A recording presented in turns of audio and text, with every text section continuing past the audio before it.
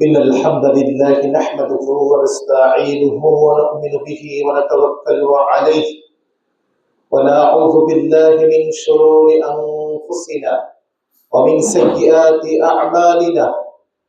من يهده الله فلا مضل له ومن يضلله فلا هادي له. وأشهد أن لا إله إلا الله وحده لا شريك له وأشهد أن محمدا عبده ورسوله.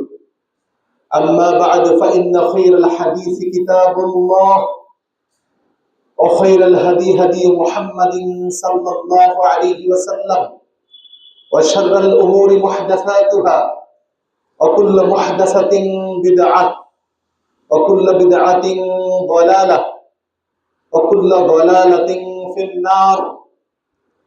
أما بعد فقد قال الله تعالى في كلامه المجيد: يا أيها الذين آمنوا كونوا قوامين لله شهداء بالقسط ولا يجرمنكم شنآن قوم على ألا تعدلوا إلى آخر الآية. وقال عن أبي هريرة رضي الله تعالى عنه قال: قال الله تعالى: ثلاثة أنا خصمهم يوم القيامة: رجل أعطى ثم غدر، ورجل باع حرا فأكل ثمنه، ورجل استأجر أجرا فاستوفى منه ولم يعطي أجره. رواه البخاري। আমরা সর্বপ্রথম সেই মহান মনিবের লক্ষ কোটি শুকরিয়া আদায় করছি, যিনি আমাদেরকে দীর্ঘ এক সপ্তাহ পর এবং সফর মাসের দ্বিতীয় জুমায় আমাদের আসার এবং বসার এবং খুতবা থেকে গুরুত্বপূর্ণ কোরআন এবং সুন্নাহ অনুযায়ী কিছু কথা শোনার তৌফিক দান করেছেন। সেজন্য সকলেই বলছি আলহামদুলিল্লাহ, এবং অসংখ্য অগণিত দুরূদ ও সালাম নাজিল হোক প্রিয় নবী মুহাম্মদুর রাসূলুল্লাহ সাল্লাল্লাহু আলাইহি ওয়াসাল্লাম। সম্মানিত মুসল্লিন কিরাম, আজকে এই জুমার সংক্ষিপ্ত সময় সংক্ষিপ্ত আলোচনায় যে বিষয়ে আলোচনা করব ইনশাআল্লাহ, সে বিষয় হচ্ছে আল ইনসাফ। আল ইনসাফ এটি অত্যন্ত গুরুত্বপূর্ণ এবং সামাজিক, পারিবারিক, রাষ্ট্রীয় সকল বিষয়গুলোর সাথে সম্পর্কিত। এবং ইনসাফ শব্দটি এটি একটি আরবি শব্দ, যার বাংলা অর্থ হচ্ছে ন্যায়, সুবিচার, ন্যায় করা, সুবিচার করা। যদিও ইনসাফ শব্দটি আরবি, কিন্তু আমাদের কাছে মনে হয় যেন এটি বাংলা, কারণ আমরা এই আরবি শব্দটি বাংলায় ব্যবহার করি। ইনসাফ শব্দের অনেকগুলো সিমিলার ওয়ার্ড বা সমর্থক শব্দ, প্রতিশব্দ রয়েছে আরবিতে। যেমন তার একটি হচ্ছে আল কিসত। আল কিসত শব্দের অর্থ কিন্তু সুবিচার, ন্যায়, এই অর্থে ব্যবহার হয়। যেমন আল্লাহ রাব্বুল আলামিন পবিত্র কোরআনের 57 নম্বর সূরা হাদীদ আয়াত নং 25 আল্লাহ তাআলা বলেন: লাকাদ আরসালনা রুসুলানা বিল বায়িনাত ওয়া আনজালনা মা'আহুমুল কিতাবা ওয়াল মিজানা লিয়াকুমান নাসু বিল কিসত। আল্লাহ তাআলা বলেন, নিঃসন্দেহে আমি রাসূল পাঠিয়েছি অবতীর্ণ করেছি তোমাদের নিকট বিল বাইয়িনাত, প্রমাণ সহ। ওয়া আনজালনা মাআহুমুল কিতাব, এবং তার সাথে দিয়েছি কিতাব। কেন দিয়েছি? লিয়াকুমান নাসু বিল কিসত, যেন মানুষ ইনসাফ করতে পারে, সুবিচার করতে পারে। ওয়াল মিজান, এবং দিয়েছি মিজান।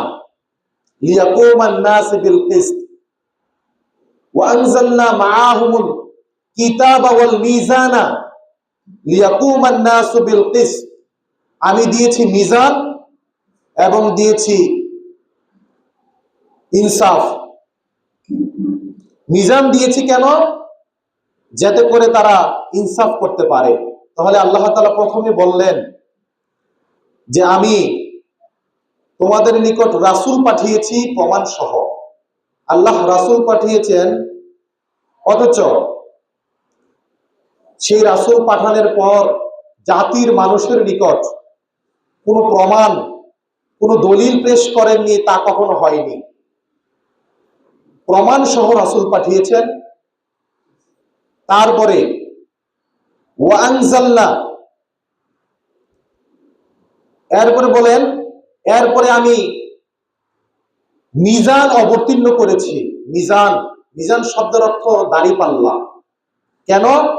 লিয়াকুমান নাসু বিল কিসত, যাতে করে এটার মাধ্যমে মানুষ ইনসাফ করতে পারে, সুবিচার করতে পারে। তাহলে এখানে মিজান ইনসাফের একটি আরবি শব্দ। মিজান শব্দের অর্থ যদিও দাঁড়িপাল্লা, কিন্তু মিজান শব্দ দিয়ে আল্লাহ তাআলা ইনসাফকে বুঝিয়েছেন। কেননা আমরা আরেকটি শব্দ খুব বেশি ব্যবহার করি, সেটা হচ্ছে আদালত। আদালত, যদি কখনো মামলা মোকদ্দমার জন্য কেউ আদালতে যায়, তো আপনি গিয়ে সেখানে দেখবেন যে জজ সাহেবের সামনে একটা পাল্লা থাকে, যেটাকে আরবিতে বলা হয় মিজান। তাহলে এই পাল্লাটা দিয়ে কি বোঝাচ্ছে? এই পাল্লা দিয়ে জজ সাহেব কিছু মাইপা দেয় বাদী বিবাদীকে। বিষয়টা কি এরকম? না, তিনি কোনো কিছু মেপে দেন না। তাহলে পাল্লাটা এখানে থাকার মানে কি? আদালতে বুঝাচ্ছে যে এখানে ইনসাফ করা হয়, সুবিচার করা হয়, ন্যায় করা হয়। তাহলে মিজান দিয়ে আল্লাহ তাআলা ন্যায় বুঝিয়েছেন, ইনসাফ বুঝিয়েছেন। আর এই জন্য এটাকে রাষ্ট্রীয় ভাষায় বলা হয় আদালত। আদাল, এই যে দেখেন আদল শব্দটা আরবি, এই আদল শব্দ থেকে কিন্তু আদালত শব্দটা এসেছে। ন্যায় করা, সুবিচার করা, ইনসাফ করা। এরকম বহু আয়াতে আল্লাহ এই শব্দটি ব্যবহার করেছেন। আল্লাহ তাআলা অন্যতর বলেছেন সূরা, কোরআনের 55 নম্বর সূরা আর রহমান, ওয়া আকিমুল ওয়াজনা বিল কিসতি ওয়া লা তুখসিরুল মিজান।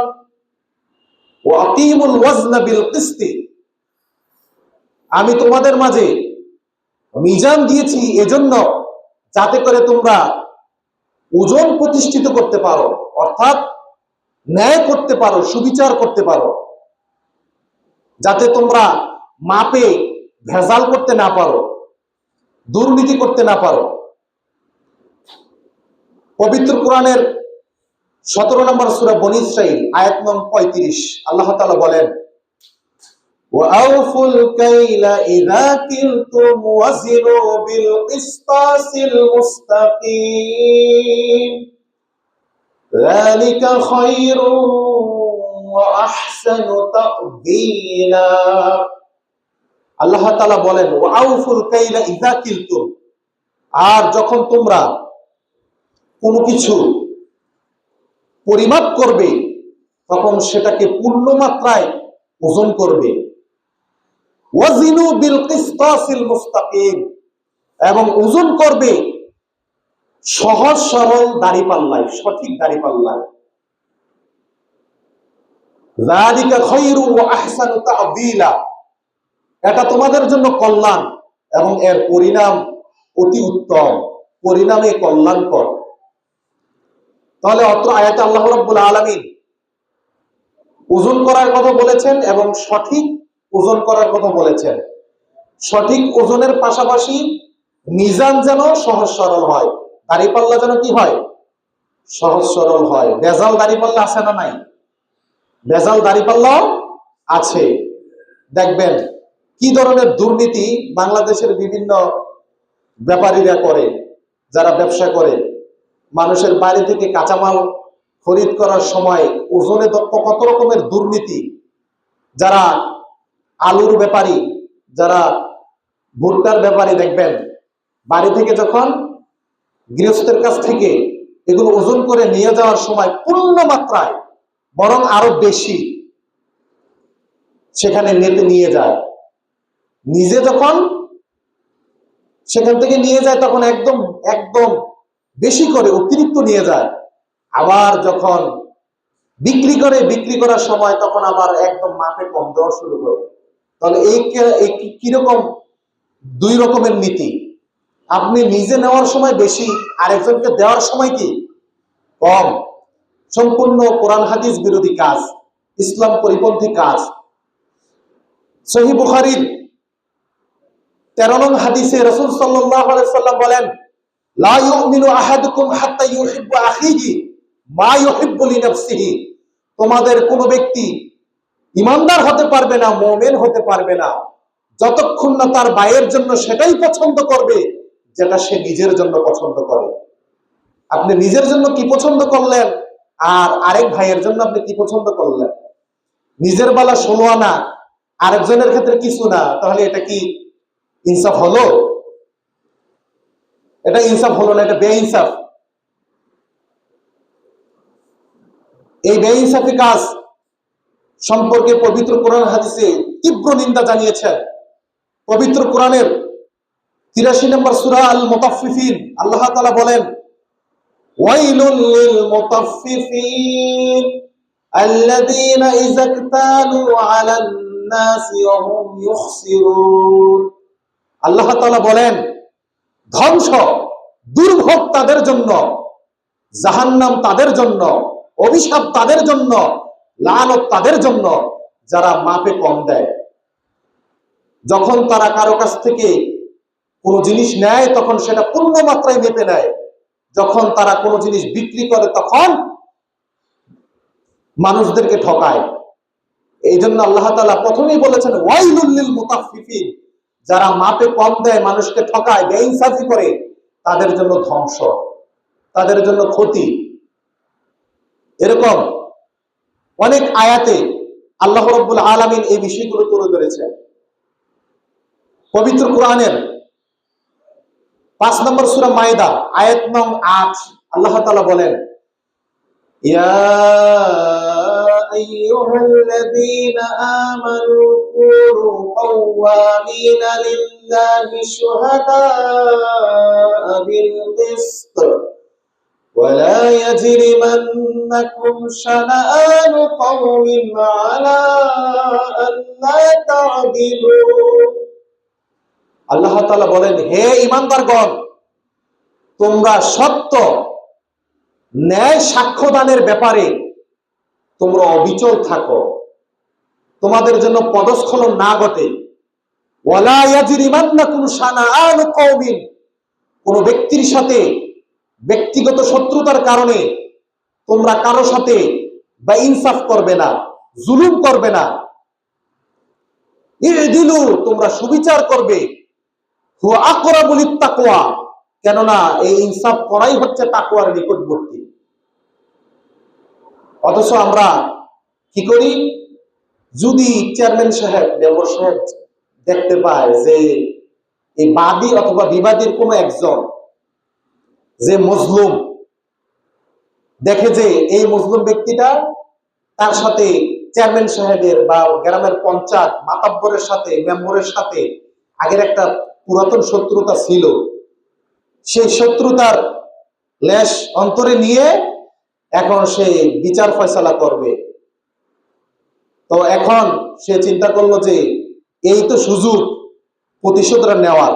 আল্লাহ বলতেছেন, না, ওয়ালা ইয়াজরিমান্নাকুম শানাআনু কওমিন, কোন ব্যক্তির সাথে ব্যক্তিগত শত্রুতার কারণে তোমরা সত্য থেকে, সঠিক কাজ থেকে তোমরা বিরত থাকবে না, এটা তোমাদের জন্য কখনো সমীচীন নয়। এই কথাটাই আল্লাহ এই আয়াতে বুঝিয়েছেন। সত্য সাক্ষী দানের ব্যাপারে তোমরা অবিচল থাকো। এখানে এই কথাটা আল্লাহ বলেছেন যে সাক্ষীও সত্য দিতে হবে। আপনি ঘটনাস্থলে ছিলেন, দেখেছেন যে কে অন্যায় করেছে, কে ন্যায় করেছে। এখন আপনাকে বলা হইল সাক্ষী দেওয়ার জন্য, আপনি কি করলেন? বললেন যে আচ্ছা আমি সাক্ষী দেব, ঠিক আছে। ওই যে জুলুম করছে সে লোক রাত্রে এসে 1000 টাকার একটা নোট আপনাকে ধরিয়ে দিয়েছে। তারপরে যখন সাক্ষী দিতে বলা হইল তখন আপনি কি করলেন? যে মজলুম তার বিপক্ষে আপনি সাক্ষী দিলেন। মাত্র সামান্য কিছু টাকার লোভে, দুনিয়াবী স্বার্থে আপনি সঠিক হক সাক্ষীটা আপনি কি করলেন? নষ্ট করে ফেললেন। এই যে আল্লাহ বললেন তোমরা সত্য সাক্ষ্যদানের ব্যাপারে অবিচল থাকো, অর্থাৎ কোন দুনিয়াবী সম্পদের লোভে তোমাদের এই সত্য সাক্ষ্যটাকে তোমরা বিক্রি করে দিও না। অথচ অহরহ মানুষ এই কাজটি করতেছে। অসংখ্য মানুষ এই সাক্ষী নিয়ে ভেজাল করতেছে, দুর্নীতি করতেছে। তো আল্লাহ রাব্বুল আলামিন বললেন তোমরা ইনসাফ করো, এবং সেটা কি শুধু একটা ক্ষেত্রে নাকি সকল ক্ষেত্রে? সকল ক্ষেত্রে ইনসাফ করতে হবে। নিজের সন্তানের ক্ষেত্রে ইনসাফ করতে হবে। ছেলে সন্তান আছে না নাই? ছেলে মেয়ে পরিবারের ক্ষেত্রে ইনসাফ করতে হবে। সহিহ বুখারী হাদিস নাম্বার 2650, প্রখ্যাত সাহাবী নুমান ইবনে বাশির রাদিয়াল্লাহু তাআলা আনহু থেকে বর্ণিত, তিনি বলেন যে সাআলতু উম্মি ওয়া আবি বা'দাল মাওহিবাতি লি, তিনি বলেন আমার মা উম্মে রওয়াহা, তার নাম হচ্ছে কি উম্মে রওয়াহা, আমার মা আমার পিতার নিকট, পিতার নাম হচ্ছে বাশির, ছেলের নাম হচ্ছে নোমান, এজন্য বলা হয় নোমান ইবনে বাশির। আমার মা আমার পিতার নিকট বলল যে আমার ছেলে নোমানকে, আপনার সন্তান নোমানকে কিছু দেন, কিছু দান করেন, বিনিময়ে হাদিয়া স্বরূপ হিসেবে, পুরস্কার হিসেবে তাকে কিছু দান করেন। তখন আমার পিতা আমাকে একটা কৃতদাস আমাকে দান করে দিলেন। তখন আমার মা বললেন লা আরদা হাত্তা তুশহিদান নবী সাল্লাল্লাহু আলাইহি ওয়াসাল্লাম, শোনেন নোমানের আব্বা, আমি ততক্ষণ পর্যন্ত আপনার এই দানে আমি খুশি নই, আমি সন্তুষ্ট নই, যতক্ষণ না আপনি এই দানের ব্যাপারে আল্লাহ রাসূলকে সাক্ষী না রাখবেন। প্রথমে আল্লাহ রাসূলকে সাক্ষী করেন, তারপরে আপনি নোমানকে দান করেন, তাহলে আমি খুশি। তো একথা যখন বলল তখন নোমান রাদিয়াল্লাহু তাআলা আনহু বলেন আমার পিতা ফাআখাযা বিয়াদি ওয়া আনা গোলামুন, তখন আমি অল্প বয়সের বালক ছিলাম, আমার হাত ধরে রাসূল সাল্লাল্লাহু আলাইহি সাল্লামের নিকট চলে গেলেন। তখন তিনি ঘটনা খুলে বললেন ইয়া রাসূলুল্লাহ, এই ঘটনা, ইন্না উম্মাহু বিনতে রাওয়াহাতা বা'দাল মাওহিবাতি লিহাযা, যে আমার নিকট এই নোমানের জন্য কিছু চেয়েছিল, তাই আমি তাকে একটা কৃতদাস দান করেছি, এবং সে আপনাকে সাক্ষী রাখার কথা বলেছে, তাই আমি আপনার নিকট এসেছি, অতএব আপনি সাক্ষী থাকুন যে আমি নোমানকে এই কৃতদাস দান করেছি। তখন রাসূল সাল্লাল্লাহু আলাইহি ওয়াসাল্লাম সাক্ষী হয়ে গেলেন নাকি? সাক্ষী মেনে নিয়েছেন? সাক্ষী মেনে নেননি। তিনি কি বললেন? তিনি প্রথমে প্রশ্ন করছেন। কি প্রশ্ন? তিনি প্রশ্ন করলেন, হে বাশির, আকুল্লা ওয়ালাদিকা নাহালতা মিসলাহু, তুমি কি তোমার আরো অন্যান্য যে সন্তান রয়েছে তাদেরকেও দিয়েছো কি? তোমার কি আর সন্তান সন্ততি এসেছে, আছে? হ্যাঁ আছে। তো থাকলে দিয়েছো কি? নোমানকে যেমন দিয়েছো তাদেরকেও সমান সমান দিয়েছো কিনা? লা, না হে আল্লাহর রাসূল, আমি তো দেইনি। তখন রাসূল সাল্লাল্লাহু আলাইহি ওয়াসাল্লাম বলেন ইত্তাকুল্লাহ, আল্লাহকে ভয় করো, ওয়াদিলু ফি আওলাদিকুম, সন্তান সন্ততির ব্যাপারে ইনসাফ করা শেখো, ইনসাফ করো। লা তুশহিদিনী আলা জাওরিন, আমি কোনো অন্যায় কাজে সাক্ষী হতে পারবো না, আমি এই সাক্ষী হব না, তোমার দান ফেরত দাও। ওই সবাইকে দাও, না তোমার নোমানের কাছ থেকে দান ফেরত নাও। তো কি বোঝা গেল অত্র হাদিস থেকে? যে বড় ছেলেকে খুশি করে ছোট ছেলেকে নারাজ, অথবা ছেলেদেরকে খুশি করে মেয়েদেরকে সম্পত্তির কোনো অংশীদার দিচ্ছে না, শুধু ছেলেদেরকে দিচ্ছে। অথবা এখন ছোট ছেলে একটু টাকা পয়সার মালিক হয়েছে, একটু বালবালাই খাওয়ায়, ভালো মন্দ খাওয়ায়, হ্যাঁ, ছোট ছেলেটা একটু করে। আগে তো একসময় বড় ছেলে করছে, এখন ছোট ছেলে একটু টাকা পয়সা হয়েছে, একটু মা বাবার একটু করে। এখন বাপ কি করছে, বেশিরভাগ সম্পত্তি ছোট ছেলের নামে লেখা দিচ্ছে। এই যে বেইনসাফ। অথচ একটা সময় বড় ছেলেরা ছাড়া কিছুই বুঝে নাই, বড় ছেলে সংসারের জন্য কত কিছু করেছে। এটা যে কোনো সন্তানের ক্ষেত্রে হতে পারে, বড় ছেলের ক্ষেত্রে হতে পারে, অথবা ছোট ছেলের ক্ষেত্রে হতে পারে। এরকম হয় কিনা? অহরহ। অথচ রাসূল সাল্লাল্লাহু আলাইহি ওয়াসাল্লাম বলেন, আল্লাহকে ভয় করো, ওয়াদিলু ফি আওলাদিকুম, সন্তানদের ব্যাপারে ইনসাফ করো। তাহলে ইনসাফ সকল ক্ষেত্রে করতে হবে, নিজের স্ত্রীর ক্ষেত্রে ইনসাফ করতে হবে। আল্লাহ রাব্বুল আলামিন পবিত্র কোরআনের 4 নম্বর সূরা, সূরা নিসা আয়াত নাম্বার 3, আল্লাহ তাআলা বলেন, ফাইন খিফতুম আল্লা তাআদিলু, আল্লাহ তাআলা বলেন, আর যদি তোমরা ভয় করো, ফাইন খিফতুম আল্লা তাআদিলু ফিল ইয়াতামা, আল্লাহ তাআলা বলেন, আর যদি তোমরা ভয় করো যে এই ইয়েতিম নারীদের প্রতি তুমি ইনসাফ করতে পারবে না, ফানকিহু মা তাবা লাকুম মিনান নিসা, তাহলে নারীদের মধ্য থেকে তোমার যাদের পছন্দ তাদেরকে তুমি বিবাহ করো। মাসনা সুলাসা ওয়া রুবা, 2টা 3টা অথবা 4টা। 2 দিয়ে শুরু করেছেন, 4 দিয়ে শেষ করেছেন। তুমি নারীদের মধ্যে যাকে তোমার পছন্দ হয় তাদেরকে তুমি বিবাহ করো, 2টা 3টা অথবা 4টা, শেষ বরার। তো এখানে বললেন যে যদি এতিমের উপর তুমি ইনসাফ করতে পারবে না এই আশঙ্কা করো, তাহলে তোমার এতিম বিবাহ করার দরকার নাই। আল্লাহ তাআলা একটা কেন এখানে বললেন এতিমের কথা? কারণ আমাদের দেশে অনেক লোক আছে, অসহায় কোনো মেয়ে পেলে, এতিম কোনো মেয়ে পেলে, বা যার কোনো অভিভাবক নাই এরকম কোনো মেয়ে পাইলে তাকে বিয়ে করে, এবং তার সম্পদের লোকে তাকে তাকে বিবাহ করে। আল্লাহ তাআলা বলেন, তোমার যদি উদ্দেশ্য থাকে যে সম্পদের লোক, তাহলে এতিম তুমি বিবাহ করো না। প্রয়োজনে তুমি নারীদের মধ্য থেকে 2টা 3টা 4টা তুমি পছন্দ অনুযায়ী বিবাহ করতে পারো। এরপর আল্লাহ বলেন, ওয়াইন খিফতুম, আর যদি তুমি এটাও আশঙ্কা করো যে 4টা করলে ইনসাফ করতে পারবে না, তাহলে 3টা করো।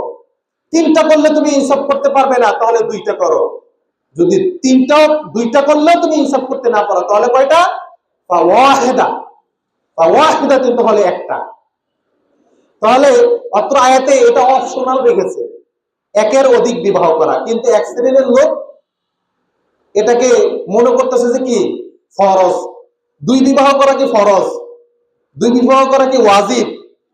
কি বলেন? বরং এটা আরো জটিল। আল্লাহ জায়গা রেখেছে, এবং সেটা ক্ষেত্র বিশেষে। আমাদের দেশে এক একজন চরিত্র বাঁচানোর জন্য 2 বিবাহ করে, আছে না নাই? কেন বিবাহ করে? চরিত্র বাঁচানোর জন্য। চিন্তা করছেন? এই হইল অবস্থা। তাই আপনি আলেম মানুষ হয়ে যদি নিজের চরিত্র হেফাজত করতে না পারেন, তাহলে সাধারণ মানুষের কাছে কি আশা করা যায়? এই ধরনের চিন্তা ভাবনা, এই আয়াতগুলোই আমি মনে করি তারা এই আয়াতগুলোর মূল জিনিসই বুঝে নাই। এটা তো সবার ক্ষেত্রে না। আবার আপনি অনেক টাকা সম্পত্তির মালিক হইলেই আপনি বেশি বিবাহ করার আপনার অধিকার রাখেন না। ক্ষেত্র রয়েছে, এখানে বিভিন্ন কারণ রয়েছে। রাজনৈতিক বিষয় থাকতে হবে, পররাষ্ট্রিক এরকম অনেক বিষয় আছে, হ্যাঁ, এরকম অনেক, যেটা জাতির কল্যাণের জন্য। কিন্তু আপনি যে বিবাহ করতেছেন, এটা কি জাতির কল্যাণের জন্য? আপনি তো আপনার কি হ্যাঁ, কামনা বাসনা পূরণ করার জন্য। তাহলে এই ধরনের মেন্টালিটি রাখা আদৌ ঠিক নয়। রাসূল সাল্লাল্লাহু আলাইহি ওয়াসাল্লাম বলেন, আবু দাউদের হাদিস নাম্বার 2131, এখানে আল্লাহ তাআলা 2135 নম্বর হাদিসে রাসূল সাল্লাল্লাহু আলাইহি ওয়াসাল্লাম বলেন, মান কানাত লাহুম রাআতানি ফামালা ইলা ইহদাহুমা জাআ ইয়াউমাল কিয়ামাতি ওয়া শিক্কুহু মাইল।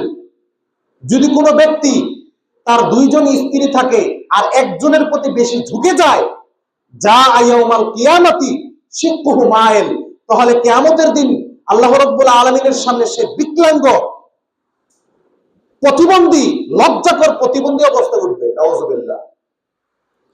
কিয়ামতের দিন আপনি প্রতিবন্ধী অবস্থায় উঠবেন।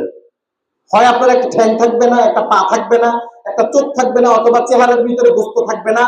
কি এক লজ্জাকর অবস্থায়, লাঞ্ছিত অপমানিত অবস্থায় উঠবেন। যদি এক স্ত্রীর উপর বেশি সদয়, আরেক স্ত্রীর প্রতি বেশি কঠোর, এক স্ত্রীকে বেশি আদর দেখাইতেছে, আরেক স্ত্রীকে কষ্ট দিতেছে, এরকম যদি দেখা যায়, কিয়ামতের দিন তাদের জন্য কঠিন শাস্তির ব্যবস্থা রয়েছে। তাদের চেহারা বিকলাঙ্গ, তারা প্যারালাইজড হয়ে যাবে, বিভিন্ন রকমের অঙ্গ প্রত্যঙ্গ ছাড়া উঠবে কিয়ামতের দিন। আল্লাহ রাব্বুল আলামিন এভাবে করবেন। তাহলে সতর্ক থাকতে হবে। তারপরে মাপের ক্ষেত্রে রাসূল সাল্লাল্লাহু আলাইহি সাল্লাম উম্মতদেরকে অনেক সতর্ক করেছেন। সহিহ বুখারী আবু দাউদের হাদিস নাম্বার 3336, সুয়াইদ ইবনে কাইস রাদিয়াল্লাহু তাআলা আনহু তিনি বলেন, জালাবতু আনা ওয়া মাখরাফাতুল আবদি বাজ্জাম মিন হাজার, যে আমরা হাজার নামক স্থান থেকে কাপড় কিনে আনতাম, সেটা ক্রয় করে আমরা মক্কার বাজারে বিক্রি করতাম। কাপড় এক জায়গা থেকে এনে আর এক জায়গায় কি করতেন? বিক্রি করতেন। অতঃপর কি করলেন? অতঃপর তিনি দেখলেন যে ইয়ামশি ফাসাওয়ামানা বিসারাবিলা, রাসূল সাল্লাল্লাহু আলাইহি সাল্লাম তখন আসলেন। ফাবিনাহু, তিনি একটি পায়জামার দর কষাকষি করলেন। তাহলে দর কষাকষি করা সুন্নত নাকি সুন্নত না? সুন্নত। দর কষাকষি করতে হবে। আর তারাও কিন্তু সাহাবী, যারা বিক্রেতা তারা কি সাহাবী। তখন রাসূল সাল্লাল্লাহু আলাইহি সাল্লাম সেটা, সেই পায়জামাটা দর কষাকষি করে কিনলেন। এমন সময় একজন ব্যক্তি সেখানে আসলেন। ওই ব্যক্তির কাজ ছিল বিভিন্ন বিক্রেতাদের পণ্য ওজন করে দেওয়া। তার কাজ ছিল কি করা? ওজন করা, আছে না ওই এক ধরনের পাল্লা নিয়ে ঘুরে, আর সে শুধু ওজন করে দিত, আর এর বিনিময়ে তাকে কিছু টাকা দিত। তার কাজ হচ্ছে বিভিন্ন জায়গায় মাইপা টেপা দিত, এই দেওয়ার বিনিময়ে তাকে কিছু টাকা দিত। তো রাসূল সাল্লাল্লাহু আলাইহি ওয়াসাল্লাম ওই লোকটাকে ডেকে বললেন, এই শোনো, জিন ও আরজিহ, তুমি তো মাপার কাজে আছো, জিন ও আরজিহ, মাপো এবং একটু বেশি দিও। মাপার ক্ষেত্রে কি করবা? একটু বেশি দিবা, কম দেওয়ার কোনো সুযোগ নাই। হয় সমান সমান অথবা বেশি। তুমি বেশি দিতে পারতেছো না, তাহলে কমপক্ষে কি সমান সমান দিতে হবে, কিন্তু কম দেওয়ার কি নাই, কোনোই সুযোগ নাই। অথচ আমরা দেখি কি, সমান সমান তো দূরের কথা, অনেক ক্ষেত্রে দাড়ি পাল্লার ভিতরে যেই ধরনের দুর্নীতি, যেই ধরনের ভেজাল, আপনি দেখবেন কি সুন্দর, একদম সুন্দর মাপ দিছে, কিন্তু মাপের ভিতরে কত রকমের ভেজাল, এটা সবাই ধরতে পারে না। অনেক চাল রয়েছে। তারপরে শ্রমিকের ক্ষেত্রে ইনসাফ করতে হবে, কাজের লোকের ক্ষেত্রেও কি করতে হবে? ইনসাফ করতে হবে। আমরা তো নিজের ছেলে সন্তানের ক্ষেত্রে ইনসাফ করি, প্রতিবেশীর ক্ষেত্রে ইনসাফ করি, স্ত্রীর ক্ষেত্রে ইনসাফ করি, কিন্তু অনেকে আবার কি করে না, শ্রমিকের ক্ষেত্রে ইনসাফ করে না, শ্রমিকের কাজে লাগায়, এরপরে পারিশ্রমিক দেওয়ার ক্ষেত্রে এই শয়তানি শুরু করে। সহিহ বুখারীর হাদিস নাম্বার 2227, প্রখ্যাত সাহাবী আবু হুরায়রা থেকে বর্ণিত, রাসূল সাল্লাল্লাহু আলাইহি ওয়াসাল্লাম বলেন, সালাসাতুন, আল্লাহ তাআলা বলেন, এটা হাদিসে কুদসি, সালাসাতুন আনা খাসমুহুম ইয়াউমাল কিয়ামা, আল্লাহ তাআলা বলেন, কিয়ামতের দিন আমি 3 শ্রেণীর লোকের বিরুদ্ধে নিজে বাদী হব। নাউযুবিল্লাহ। বাদী বুঝেন? 3 শ্রেণীর লোকের বিরুদ্ধে আমি স্বয়ং আল্লাহ বাদী হব। আল্লাহ বাদী থাকলে উপায় আছে? তার ভিতরে একজন হচ্ছে রাজুলুন আতা বিসুম্মা গাদারা, যে ব্যক্তি আল্লাহর নামে ওয়াদা করে ভঙ্গ করে, আছে না নাই? আল্লাহর নামে ওয়াদা করছে কিন্তু ওয়াদা কি করছে? ভঙ্গ করছে। কিয়ামতের দিন এই ব্যক্তির বিরুদ্ধে আল্লাহ নিজে বাদী হবে, উপায় নাই। ওয়ারাজুলুন বাআ হুররান ফাআকালা সামানা, দ্বিতীয় প্রকার হচ্ছে যে ব্যক্তি কোনো স্বাধীন মানুষকে বিক্রি করে তার মূল্য বক্ষণ করবে, আছে না নাই? মানব পাচারকারী আছে না নাই? মানুষ বিক্রি করে, আমাদের বাংলাদেশ থেকে অনেক মহিলাও পর্যন্ত পাচার করে, এগুলো দিয়ে তারা কি করে? জীবনযাপন পরিচালনা করে, সম্পূর্ণ হারাম। কিয়ামতের দিন আল্লাহ এই ব্যক্তির বিরুদ্ধে নিজে বাদী হবে। 3 নাম্বার, ওয়ারাজুলুন ইস্তাওফা আজরান ফাস্তাওফা মিনহু ওয়া লাম ইউতি আজরা, তিন নাম্বারের ব্যক্তি হচ্ছে ওই শ্রেণীর ওই ব্যক্তির বিরুদ্ধে আমি নিজে বাদী হব যে ব্যক্তি কোন শ্রমিককে কাজে লাগানোর পরে শ্রমিকের কাছ থেকে কাজ বুঝে পেয়েছে কিন্তু শ্রমিক তার কাছ থেকে পারিশ্রমিক বুঝে পেল না। মনিব শ্রমিকের কাছ থেকে কাজ বুঝে পেয়েছে কিন্তু শ্রমিক মনিবের কাছ থেকে কি পায় নাই? পারিশ্রমিক যথাযথ পায় নাই। সামান্য 5-10 টাকার জন্য শ্রমিকের সাথে ঝগড়া লেগে যায়, মারামারি লেগে যায়, আছে না নাই? থাপ্পড় মারে, আঘাত করে, আছে না নাই? কত ধরনের জঘন্য নিকৃষ্ট লোক। আরে তো সে কাজ করে খায়, তাকে যত বলছেন প্রয়োজনে আরো 10-5 টাকা বেশি দিয়ে দেন, কিন্তু সে তো দেখা গেছে যে তার পারিশ্রমিকটাই সে চেয়েছে, সে তো বেশি চায় নাই। তারপরে আমরা কি করি? এই শ্রমিককে অনেক সময় ঠগাই। তাকে ঠগিয়ে আপনার কি লাভটা হইল? শেষ পর্যন্ত আখিরাত নষ্ট করলেন। আল্লাহ আপনার বিরুদ্ধে বাদী হবে কিয়ামতের দিন। সহিহ বুখারীর হাদিস নাম্বার 2227। এই পৃথিবীতে ন্যায় কায়েমকারী সর্বপ্রথম যে ব্যক্তি ছিলেন আয়ামে জাহিলিয়াতের যুগে, তিনি হচ্ছেন মুহাম্মদ সাল্লাল্লাহু আলাইহি ওয়াসাল্লাম। তিনি যে ইনসাফ এর দৃষ্টান্ত কায়েম করে গিয়েছেন, কিয়ামত পর্যন্ত পৃথিবীর কোনো মানুষ এটা এর নজির দেখাতে পারবে না। হুনাইনের যুদ্ধে এক বেকুব খারেজি সম্পদের লোক, সে রাসূল সাল্লাল্লাহু আলাইহি ওয়াসাল্লাম তখন কিছু নবমুসলিম তাদেরকে কিছু দিচ্ছিলেন, বেশি তাদেরকে দান করছিলেন, আর অন্যান্য কিছু সাহাবীদেরকে দিচ্ছিলেন না, কারণ তারা তো অলরেডি ইমানের পথে আছে। আশা করি এই তাদেরকে দিলে তারা ইসলামের উপর আরো বেশি কি হবে? আকর্ষণ হবে। এই উদ্দেশ্যে তাদেরকে আল্লাহ রাসূল দান করছিলেন হুনাইনের যুদ্ধের যে গনিমত, সেই গনিমত থেকে। তখন এক ব্যক্তি বলে উঠল, ওয়াল্লাহি, আল্লাহর কসম, ইন্না হাযিহিল কিসমাতা মা উদিলা ফিহা ওয়া মা উরিদা বিহা ওয়াজহ আল্লাহ, আল্লাহর কসম করে বলছি, এই যে বন্টন করা হচ্ছে, এই বন্টনের মধ্যে ইনসাফ করা হচ্ছে না। নাউযুবিল্লাহ। ওয়া মা উরিদা বিহা ওয়াজহুল্লাহ, এবং এই বন্টনের ক্ষেত্রে আল্লাহর সন্তুষ্টির দিকে লক্ষ্য করা হচ্ছে না। নাউযুবিল্লাহ। বন্টন করছেন কে? রাসূল সাল্লাল্লাহু আলাইহি সাল্লাম। আর রাসূল সাল্লাল্লাহু আলাইহি সাল্লামের বন্টনের ক্ষেত্রে এই ব্যক্তি প্রশ্ন তুলেছে, আল্লাহর কসম করে বলছে যে এই বন্টন ইনসাফপূর্ণ হচ্ছে না এবং আল্লাহর সন্তুষ্টির দিকে খেয়াল রাখা হচ্ছে না। নাউযুবিল্লাহ। কত বড় সাহস! তখন সে বলতেছে, ইদিল ইয়া রাসূলুল্লাহ, হে আল্লাহর রাসূল, ইনসাফ করুন। এই লোক বলতেছে কি?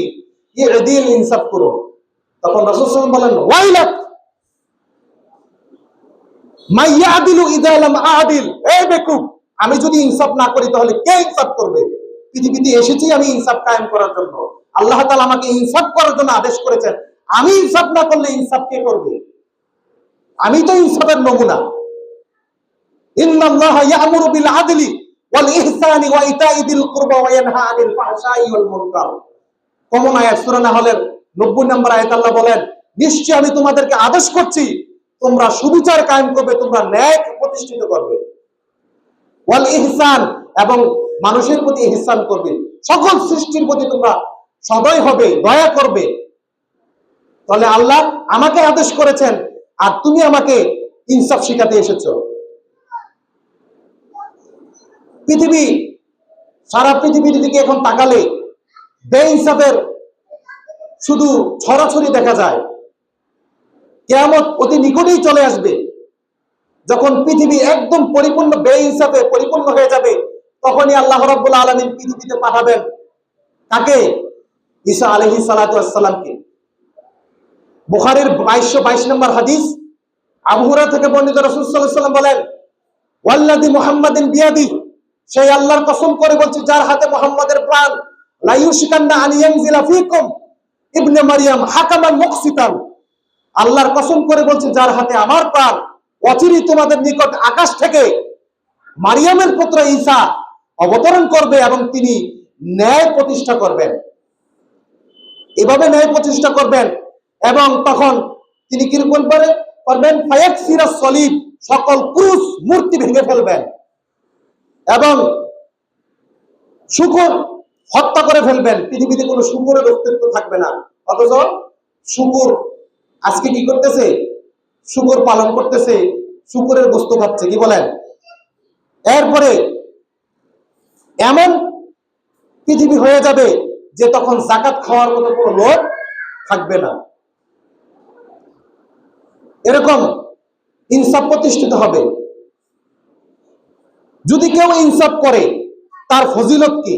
রাসূল সাল্লাল্লাহু আলাইহি ওয়াসাল্লাম বলেন, তাআদিলু বাইনা ইসনাইনি সাদাকাতুন, কোন ব্যক্তি যদি দুই ব্যক্তির মাঝে বিচার ইনসাফ ভাবে করে দেয়, এটা তার জন্য কিয়ামতের দিন সদকা হয়ে যাবে। সুবহানাল্লাহ। সহিহ বুখারী হাদিস নাম্বার 7352, আমর ইবনে আল-আস রাদিয়াল্লাহু তাআলা আনহু থেকে বর্ণিত, তিনি বলেন যে রাসূল সাল্লাল্লাহু আলাইহি ওয়াসাল্লাম বলেন, ইদা হাকামাল হাকিমু ফাজতাহাদা সুম্মা আসাবা ফালাহু আজরান, যদি কোনো বিচারক গবেষণা করে, এলেম দিয়ে গবেষণা করে কোন সিদ্ধান্ত দেয়, বিচার ফয়সালা করে, সুম্মা আসাবা ফালাহু আজরান, তাহলে এই বিচারকের জন্য রয়েছে দুই ধরনের নেকি। সুবহানাল্লাহ। কয় ধরনের নেকি? দুই ধরনের নেকি। এক, তার গবেষণার কারণে, চেষ্টার কারণে, আর দুই হচ্ছে সঠিক রায় দেওয়ার কারণে। ওয়াইজা হাকামা ফাজতাহাদা, আর যদি কোনো বিচারক গবেষণা করে, ফয়সালা করে, সুম্মা আখতা, অতঃপর বিচার ফয়সালা রায়ের ক্ষেত্রে ভুল করে, শুধু রায়ের ক্ষেত্রে ভুল করে, কিন্তু সেই অনেক জ্ঞানী বিচক্ষণ, কিন্তু মানবিক দুর্বলতা বলতে তো একটা জিনিস আছে না নাই? মানবিক দুর্বলতার কারণে যদি তার রায়টা কি হয়, ভুল হয়, তারপরে সে পাবে কয় নেকি? এক নেকি পাবে। কারণ তার কি ছিল? এলেম ছিল, এবং এলেম অনুযায়ী সে যতটুকু সম্ভব বিচারের যে পরিচালনা কার্যক্রম যেভাবে করা দরকার সেভাবে করেছে। কিন্তু মানবিক দুর্বলতার কারণে তার বিচারের ক্ষেত্রে কি হয়েছে, রায়ের ক্ষেত্রে, কারণ সে বাহ্যিকভাবে যেটা দেখেছে সেটার উপর ভিত্তি করে কি দিয়েছে, বিচার দিয়েছে, প্রমাণ যেটা যেটা এসেছে, কিন্তু সে তো গায়েব জানে না, এজন্য তার একটা দিকে সে অবশ্যই পাবে বিচার করার ফজিলত। সহিহ মুসলিম 1827 নম্বর হাদিস, রাসূল সাল্লাল্লাহু আলাইহি ওয়াসাল্লাম বলেন, ইন্নাল মুকসিতিনা ইনদাল্লাহি আলা মানাবিরা মিন নূরিন আন ইয়ামিনির রহমানি ওয়া কিলতা ইয়াদাইহি ইয়ামিনুন আল্লাযীনা ইয়াদিলুনা ফি হুকমিহিম ওয়া আহলিহিম ওয়া মা ওয়ালু। রাসূল সাল্লাল্লাহু আলাইহি ওয়াসাল্লাম বলেন, নিশ্চয়ই যারা সুবিচার করবে, আল্লাহ রাব্বুল আলামিন কিয়ামতের দিন তার নূরের মিম্বরের ডান পাশে তাকে আসন দিবেন, বসার জায়গা দিবেন। সুবহানাল্লাহ। কত মর্যাদা, কত সম্মানিত কাজ।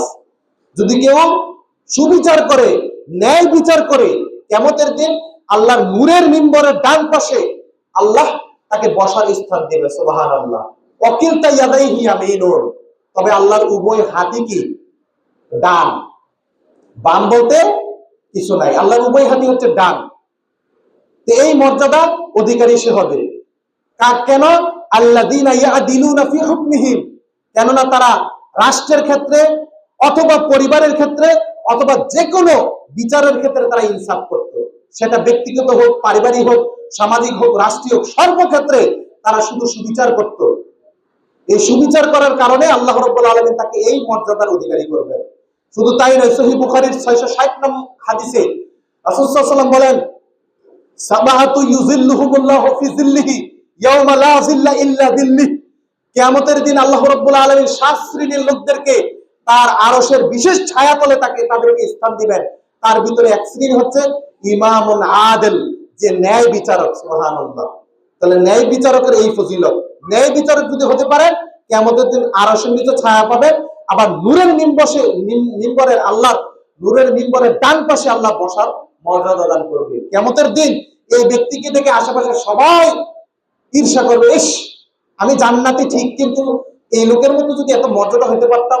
জান্নাতীরাও আফসোস করবে এই লোকের মর্যাদা দেখে, কারণ এখানে যেমন তেমন লোক সিট পায় না। আল্লাহর নূরের মিম্বরের ডান পাশে বসা এটা তো চাকচিকানি মর্যাদা না। তো এরকম প্রত্যেকটা ক্ষেত্রে ইনসাফ করতে হবে। তারপরে রাসূল সাল্লাল্লাহু আলাইহি ওয়াসাল্লাম বলেছেন, সহিহ তিরমিজির হাদিস 1330 নং হাদিস, রাসূল সাল্লাল্লাহু আলাইহি ওয়াসাল্লাম বলেন, ইন্নাল্লাহা মাআল কাদি মা লাম ইয়াজুর ফাইদা যারা তাখাল্লা আনহু ওয়া লাযিমাহু শাইতান। রাসূল সাল্লাল্লাহু আলাইহি ওয়াসাল্লাম বলেন, নিশ্চয়ই বিচারক যদি সুবিচার করে, ইন্নাল্লাহা মাআল কাদি, যদি জুলুম না করে, যতক্ষণ জুলুম না করবে ততক্ষণ পর্যন্ত বিচারককে আল্লাহ সাহায্য করে। সুবহানাল্লাহ। ফাইদা যারা তাখাল্লা আনহু, যখনই সে জুলুম করবে, তাখাল্লা আনহু ওয়া লাযিমাহু শাইতান, তখন আল্লাহ তাকে সাহায্য করবেন না, শয়তান তাকে পাকড়াও করবে। লাযিমাহু শাইতান, এটা রাসূল সাল্লাল্লাহু আলাইহি ওয়াসাল্লামের হাদিস। এজন্য বিচারক হতে গেলে খুবই সতর্ক থাকতে হবে। বিচারক হওয়াটা বড় ভয়ঙ্কর একটি কাজ, কিন্তু আমাদের মুসলমান ভাইয়েরা বিচারক হওয়ার পদ অর্জন করার জন্য খুব লোভ করে, অথচ বড় মারাত্মক জিনিস। তিরমিজির 1325 নং হাদিসে রাসূল সাল্লাল্লাহু আলাইহি ওয়াসাল্লাম বলেছেন, মান জুইলা কাদিয়ান বাইনান নাস ফাকাদ যুবিহা বিগাইরি সিকিন। রাসূল সাল্লাল্লাহু আলাইহি ওয়াসাল্লাম বলেন, কোন ব্যক্তিকে যদি দুইজনের বিচারক বানানো হয়, মানুষের বিচারক বানানো হয়, ফাকাদ যুবিহা বিগাইরি সিকিন, তাকে না যেন বিনা ছুরিতে জবাই করে দেওয়া হলো। বিনা ছুরিতে জবাই করে দেওয়া হলো। ছুরি ছাড়া জবাই করাটা কত মারাত্মক, এই শব্দ আল্লাহ রাসূল ব্যবহার করেছেন। আরেক হাদিসে রাসূল সাল্লাল্লাহু আলাইহি ওয়াসাল্লাম বলেছেন, আল কুদাতু সালাসাতুন, বিচারক তিন প্রকার। কয় প্রকার? বিচারক হচ্ছে তিন প্রকার। রাসূল সাল্লাল্লাহু আলাইহি ওয়াসাল্লাম বলেছেন যে বিচারক হচ্ছে তিন প্রকার।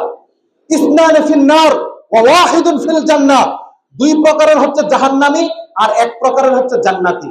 রাজুলুন আরাফাল হাক্কা ফাকাদা বিহি, যে ব্যক্তি সত্য জেনেছে, সত্য বুঝেছে এবং সত্য এই জ্ঞানের উপরে যে ব্যক্তি সঠিক রায় দিয়েছে, রাসূল সাল্লাল্লাহু আলাইহি ওয়াসাল্লাম বলেন এই ব্যক্তি হচ্ছে জান্নাতি। এই ব্যক্তি হচ্ছে কি? জান্নাতি। ওয়া রাজুলুন আরাফাল হাক্কা, আরেক ব্যক্তি হচ্ছে যে ব্যক্তি সত্য জেনেছে, কিন্তু সত্য জানার পরেও সে সত্যকে লুকিয়ে রেখেছে এবং কোরআন হাদিস বিরোধী রায় দিয়েছে। রাসূল সাল্লাল্লাহু আলাইহি ওয়াসাল্লাম বলেন এই ব্যক্তি হচ্ছে কি? জাহান্নামী। আরেক ব্যক্তির কথা বলে ওরাজুলুন আরাফাল ওরাজুলুন আলা জাহলিন, ওরাজুলুন কদি আলা জাহলি, যে ব্যক্তি অজ্ঞতার সাথে, তার কোনো জ্ঞান নাই, তার কোনো নলেজ নাই, কোরআন হাদিসের কোনো জ্ঞান নাই, এরকম যোগ্যতা নিয়ে এই ব্যক্তি বিচার করছে, রাসূল সাল্লাল্লাহু আলাইহি ওয়াসাল্লাম বলেছেন এই জাহান্নামী। এই দুই শ্রেণীর হচ্ছে জাহান্নামী। তাহলে এক শ্রেণী হচ্ছে এলেম আছে, কিন্তু এলেম থাকার পরেও কি তাগুতি বিচার করছে। তাগুত, তাগুত তো বুঝেন, যারা কোরআন হাদিসের বিরোধী ফয়সালা দেয় তারা হচ্ছে কি? তাগুত। আর আরেক হচ্ছে, বিশেষ করে আমাদের বর্তমান সমাজের অবস্থা, মুরুক্ষুটি নিয়ে এখন সমাজের কি করে, কি বলেন, জ্ঞানীরা বিচার করে। আগে দেখবেন এই যে বিচারককে বলা হয় কাজী, কি আগে কাজীরা বিচার করতো। কাজী কারা হইতো? বড় বড় আলেমরা কাজী হইতো। আর এখন কাজীর মান সম্মান সব শেষ। কাজী হয়েছে কে? যে বিয়া পড়ায়। বর্তমানের কাজী আসলে কি এটা কাজী? আসল কাজী তখন কাজী ছিল যে বিচার, রাষ্ট্রীয় যে বিচার ফয়সালা করতো আলেমরা, এদেরকে কাজী বলা হইতো। কাজী শেষ, এখন তো কাজী অভাব নাই, উমুক কাজী তুমুক কাজী, এই কাজী সেই কাজী। অথচ কাজী একটা অত্যন্ত গুরুত্বপূর্ণ একটা পদ ইসলামে। এজন্য বিচারক হওয়ার পদ, এই পদের লোভ এটা করার জন্য খুবই নিন্দা করেছে। এজন্য বিচারক হওয়ার লোভ করতে রাসূল সাল্লাল্লাহু আলাইহি ওয়াসাল্লাম নিষেধ করেছে, এবং পদ চাওয়ার জন্য রাসূল সাল্লাল্লাহু আলাইহি ওয়াসাল্লাম কি করেছেন? নিষেধ করেছেন। আল্লাহ রাব্বুল আলামিন আমাদেরকে সুবিচার কায়েম করার, সুবিচার প্রতিষ্ঠা করার আমাদেরকে তৌফিক দান করুন। আমিন।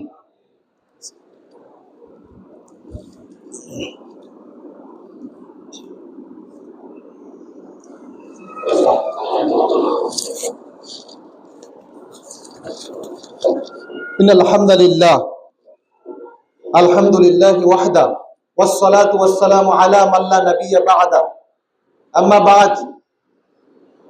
সম্মানিত মুসল্লিয়ান কিরাম, আম্মার রাদিয়াল্লাহু তাআলা আনহু থেকে বর্ণিত বুখারীর 28 নং হাদিসের নিচে তালিক হিসেবে আম্মার রাদিয়াল্লাহু তাআলা আনহু একটি উক্তি পেশ করেছেন।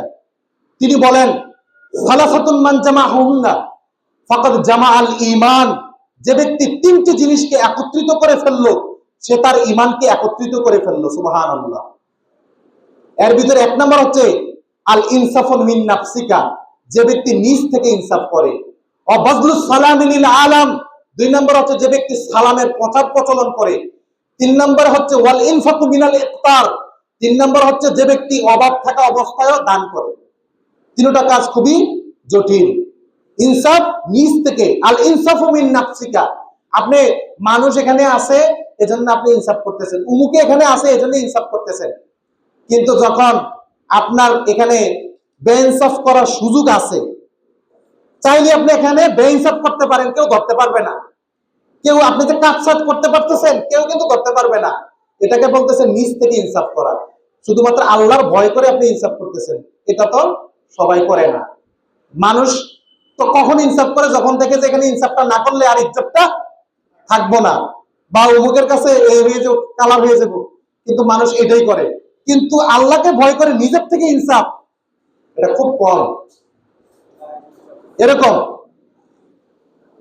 যাই হোক, সহিহ বুখারীর হাদিস নাম্বার 3472, দুইটা হাদিস বলে আজকের আলোচনা ইতি টানবো। যে একদা কানাত ইমরাআতানি ইহদাহুমা, একদা দুজন মহিলা, তাদের কোলে দুধের বাচ্চা ছিল। তখন একটা বাচ্চাকে হঠাৎ বাঘ এসে থাবা দিয়ে নিয়ে গেল। তখন ফাকালাত সাহিবাতুহুমা, তখন তার এক সঙ্গিনী বলল, ইন্নামা যাহাবা বিবিনিকি, হায় আফসোস, তোমার জন্য কষ্ট, তোমার দুধের বাচ্চাটাকে হায় হায় নিয়ে গেল। সে তার জন্য আফসোস করতেছে। তখন সে মহিলা বলতেছে, না, আমার বাচ্চা নেয় নাই, বরং বাচ্চাটা নিছে তোমার। এখন সে কি মিথ্যা কথা বলতেছে, আসলে বাচ্চা তারই নিছে। ওই মহিলা বলতেছে যে না, এটা তো তোমার বাচ্চা নিয়ে গেছে। বলতেছে না, এই যে আমার বাচ্চা, আমার তো কোলে আছে। তখন বলতেছে না, এটা আমার বাচ্চা, তোমার বাচ্চা বাগে নিয়ে গেছে। এখন বড় মহিলাটা এখানে মিথ্যা কথা বলতেছে, আর ছোট মহিলাটা সেখানে কি বলতেছে, বড় সত্য কথা বলতেছে। কিন্তু এখন তো তারা এভাবে তর্ক করতেছে। তখন তারা বিচারকের কাছে চলে গেল। তখন বিচারক ছিল দাউদ আলাইহিস সালাম। কে ছিল? তিনি একজন আল্লাহর শ্রেষ্ঠ রাসূল এবং নবী ছিলেন। তখন দেখলেন যে তিনি তখন এই বয়স্কা মহিলার পক্ষে রায় দিলেন। কার পক্ষে রায় দিলেন? বয়স্কা মহিলার। কারণ আসলে বাচ্চাটা, বাগে যে বাচ্চা নিছে, আসলে কার বাচ্চা নিছে? বড় মহিলার বাচ্চাটা কিন্তু নিছে। এখন সবচেয়ে কষ্ট, সবচেয়ে ব্যথা বা একটা ইমোশন তৈরি করতে পারবে কি ছোট মহিলা নাকি বড় মহিলা? কি বলেন? বড় মহিলা। এটা স্বাভাবিক, এটা আপনাদের বুঝে আসে। তো এটা দেখছে, তো তিনি তো একজন আল্লাহ রাসূল হইলেও তিনি তো একজন মানুষ। কি বলেন? মানবিক দুর্বলতা আছে না নাই? মানবিক দুর্বলতা আল্লাহ সকল নবীদের মধ্যেই ছিল, মানবিক যে দুর্বলতা। কিন্তু তারা স্পেশাল হচ্ছে, তারা আল্লাহর ওহী দ্বারা পরিচালিত হয়। কিন্তু যখন ওহী আসে না, তখন কি? তখন তো তারা ইজতিহাদ করতে হয়। নবীরাও তো মাঝে মাঝে ইজতিহাদ করতে গিয়ে ভুল করছে কিনা? ইজতিহাদ। কিন্তু দিনের ক্ষেত্রে ভুল করে নাই, ইজতিহাদ করতে কি করছে? ভুল হয়েছে, স্বাভাবিক, দিনের ক্ষেত্রে না। তো তখন এই মহিলার পক্ষে রায় দিল। এখন বলেন, রায়টা কি ভুল হয়েছে নাকি সঠিক হয়েছে? রায়টা ভুল হয়েছে। তখন পথের মধ্যে গিয়ে এই দুই মহিলা তো আবার ঝগড়া। কারণ বিচার যেহেতু ইনসাফ হয় নাই, তো এখন তো কেউই কিনা সন্তুষ্ট না। তখন অল্প বয়সের বালক ছিল সুলাইমান আলাইহিস সালাম। কার সন্তান? দাউদ আলাইহিস সালামের সন্তান। শুনলো যে এরা খুব ঝগড়া লাগতেছে, সমস্যাটা কি? বলতেছে এর বাচ্চা, এটা এর বাচ্চা, এভাবে। তো সুলাইমান আলাইহিস সালাম তিনি ছোট, কিন্তু ছোট হওয়ার পরেও তার হিকমত, প্রজ্ঞা অনেক বেশি ছিল। তখন সুলাইমান আলাইহিস সালাম তিনি কি করলেন? ফাকালা আতিনি বিসিকিনি আশুকুহু বাইনাহুমা, তিনি বললেন, এই কে আছে, একটা ছুরি নিয়ে আসো,